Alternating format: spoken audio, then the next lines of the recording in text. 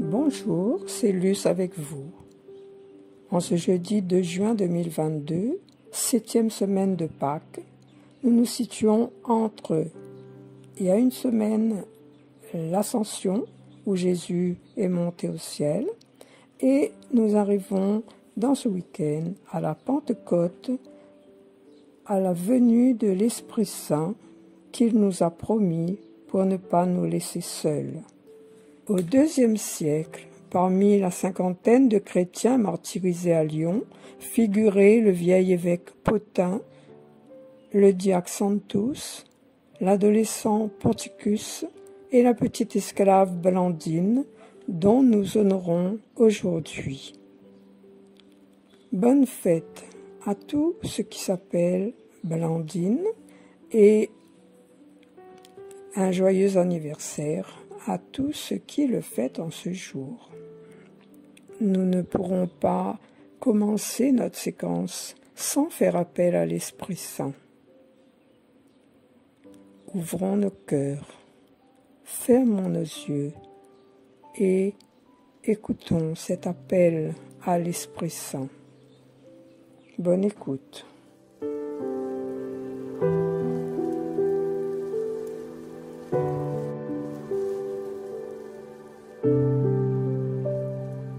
Que l'Esprit Saint vienne en ce lieu, en cet instant, descend des cieux. Que l'Esprit Saint brûle en mon âme, je veux être à toi, ô mon Dieu. Inonde-moi de tes bienfaits pour que je puisse discerner, pour que je puisse aller proclamer que ta parole est vérité. Inonde-moi de tes bienfaits pour que je puisse témoigner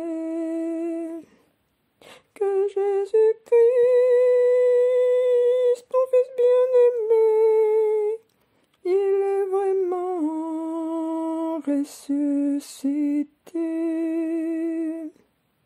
Et parler de toi, ô Dieu de bonté, et parler d'amour, et parler de paix, et parler de toi, ô Dieu de bonté, et parler d'amour, et parler de paix. Que l'Esprit Saint vienne en ce lieu, en cet instant, descend des cieux. Que l'Esprit Saint brûle en mon âme, je veux être à toi, ô mon Dieu. Inonde-moi de tes bienfaits pour que je puisse discerner, pour que je puisse aller proclamer que ta parole est vérité.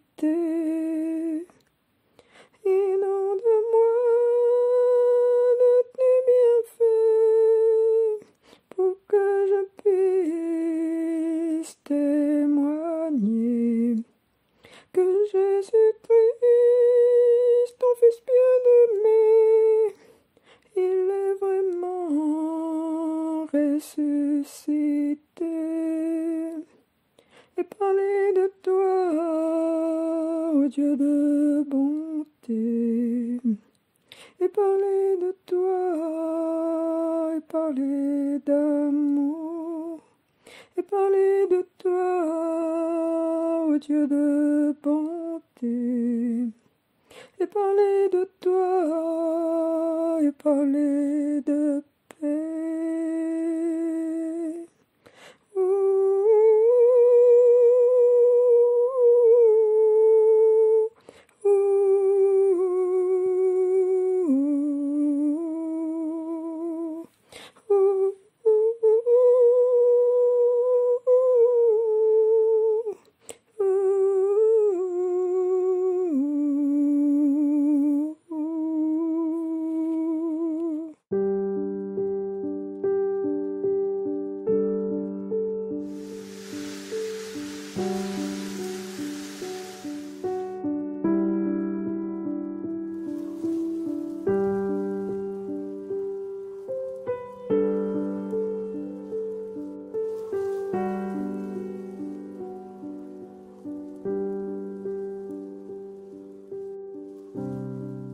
Lecture du livre des Actes des Apôtres, chapitre 22, verset 30, chapitre 23, versets 6 à 11. Il faut que tu me rendes aussi témoignage à Rome. En ces jours-là, Paul avait été arrêté à Jérusalem. Le lendemain, le commandant voulut savoir avec certitude de quoi les Juifs l'accusaient.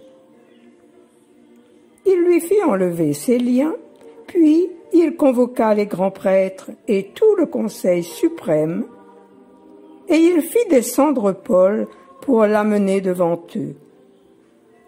Sachant que le conseil suprême se répartissait entre Sadducéens et pharisiens, Paul s'écria devant eux.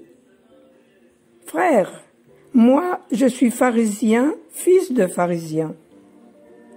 C'est à cause de notre espérance, la résurrection des morts, que je passe en jugement. » À peine avait-il dit cela qu'il y eut un affrontement entre pharisiens et sadducéens. Et l'assemblée se divisa. En effet, les Sadducéens disent qu'il n'y a pas de résurrection, pas plus que d'anges ni d'esprits, tandis que les pharisiens professent tout cela. Il se fit alors un grand vacarme. Quelques scribes du côté des pharisiens se levèrent et protestèrent vigoureusement. « Nous ne trouvons rien de mal chez cet homme. Et si c'était un esprit qui lui avait parlé, ou un ange ?» L'affrontement devint très violent et le commandant craignit que Paul ne se fasse écharper. Il ordonna à la troupe de descendre pour l'arracher à la mêlée et le ramener dans la forteresse. La nuit suivante, le Seigneur vint auprès de Paul et lui dit : « Courage, le témoignage que tu m'as rendu à Jérusalem, il faut que tu le rendes aussi à Rome. Parole du Seigneur. Nous rendons grâce à Dieu. »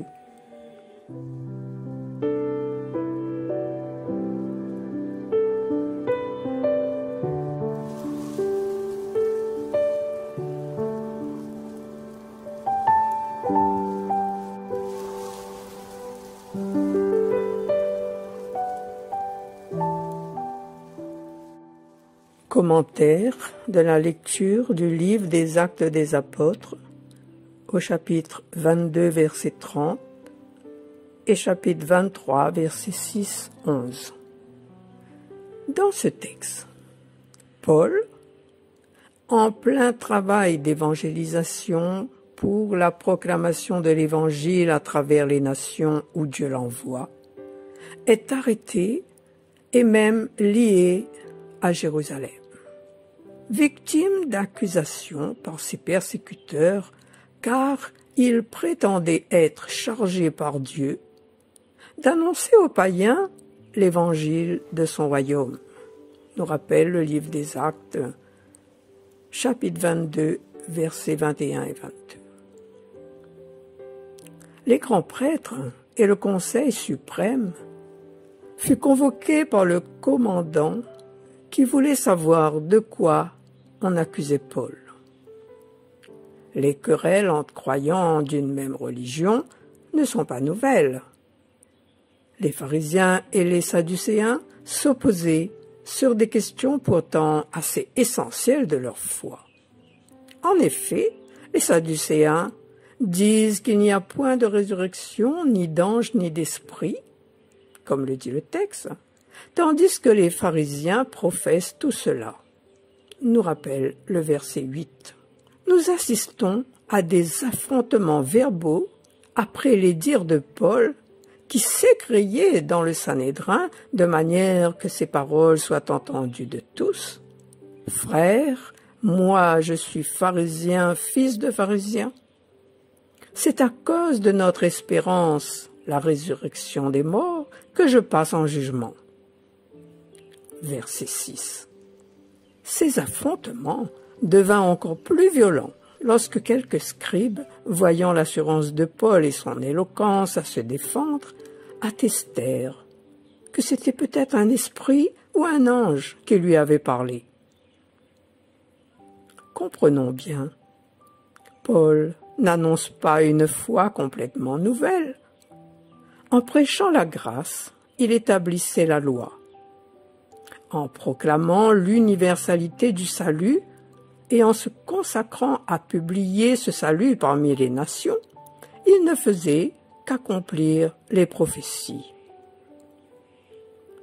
On avait l'habitude d'entendre dire « Jésus a annoncé le royaume de Dieu et c'est l'Église qui est venue ».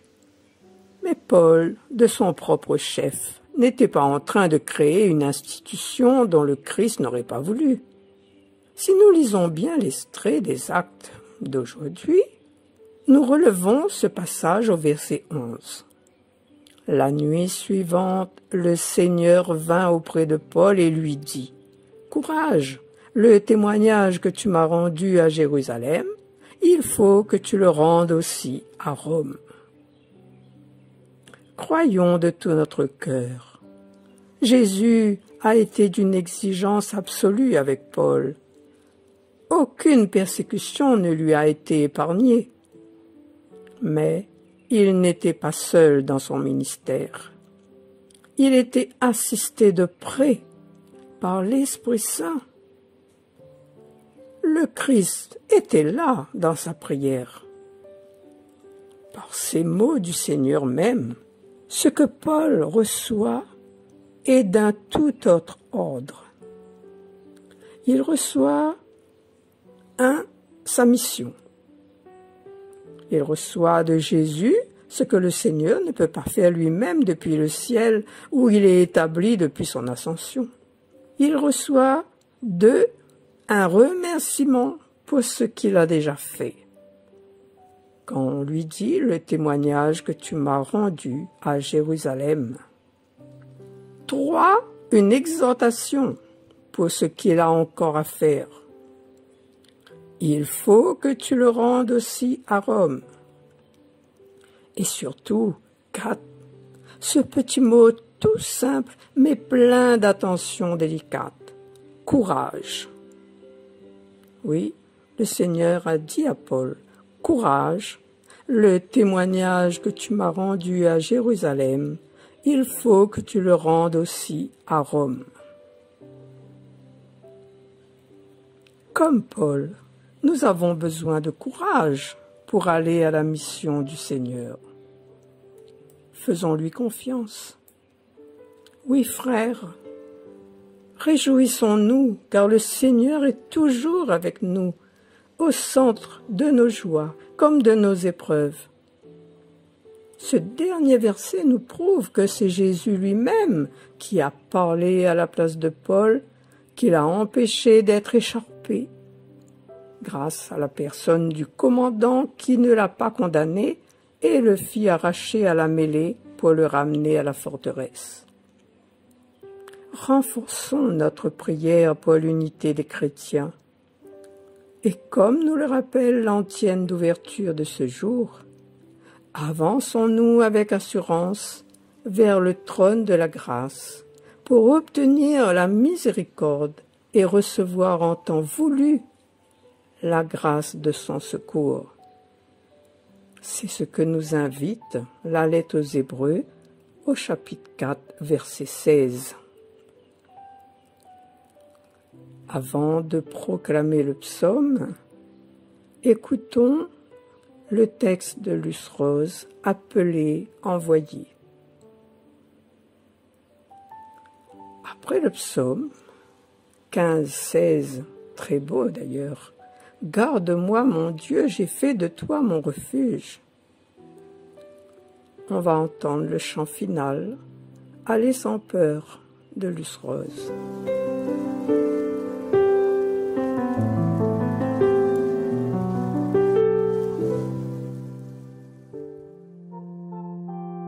Appelé, envoyé. Seigneur, appelé à la vie pour vivre de la tienne, nourri de ta parole et de ton Eucharistie, où tu nous partages ton corps jusqu'à ce que tu reviennes. Puissions-nous devenir ce regard qui entraîne à la vie tous les autres regards, qui attirent, cherchent, espèrent, mais aussi ceux qui doutent, souffrent ou désespèrent. Seigneur, envoyé à la mission pour continuer la tienne, fort des dons de l'Esprit du jour de notre baptême, de ton enseignement et de ton évangile qui nous soutiennent, où tu nous apprends ta vie et celle du Père qui nous aime. Puissions-nous découvrir tous ces frères à servir parmi nos lieux de vie, nos cités, nos villes mêmes, des quatre coins du monde aux extrémités de la terre. Seigneur, appelé, envoyé, sans craindre de partir, te sachant à nos côtés, toujours prêt à nous épauler.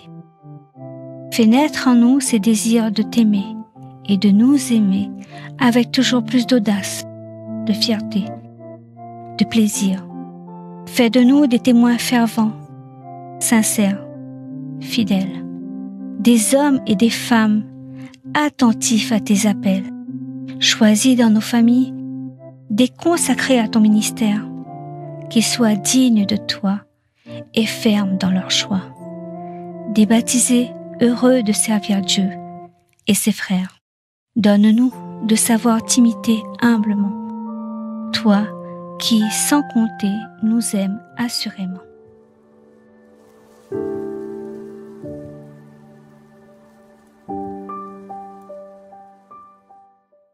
Garde-moi, mon Dieu, j'ai fait de toi mon refuge.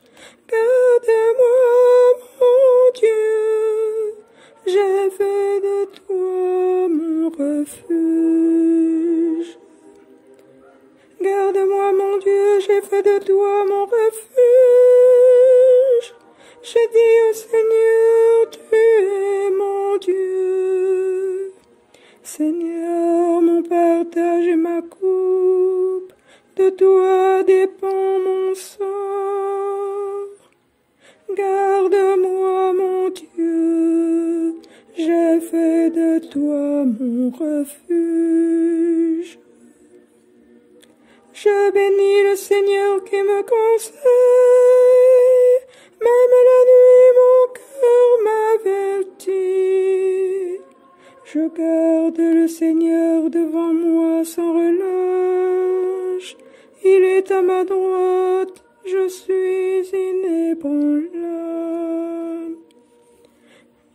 Garde-moi, mon Dieu, j'ai fait de toi mon refuge.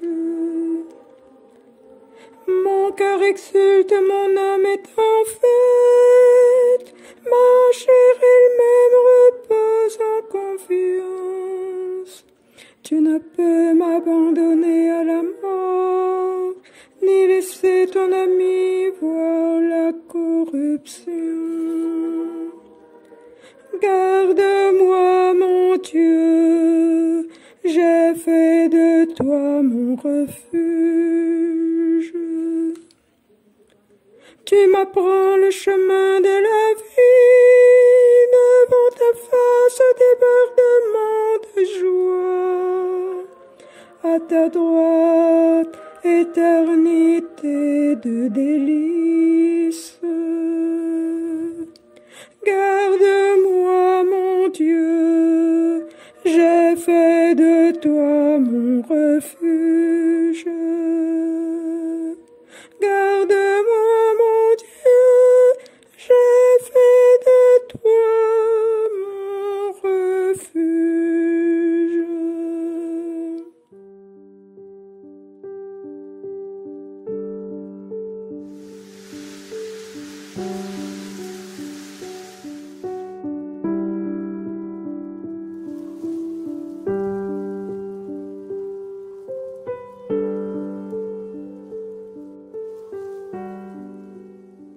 Merci à tous ceux qui m'ont écouté.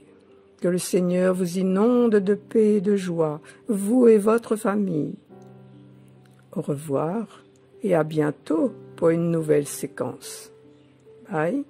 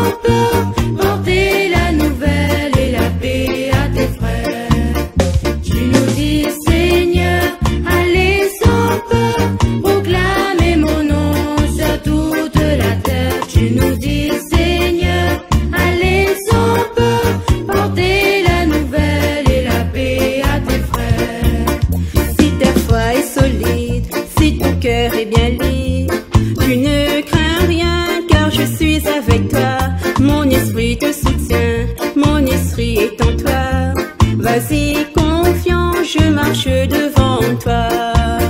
Quand tu sautes les rivières ou traverses les mers, l'esprit te guide même jusque dans les airs.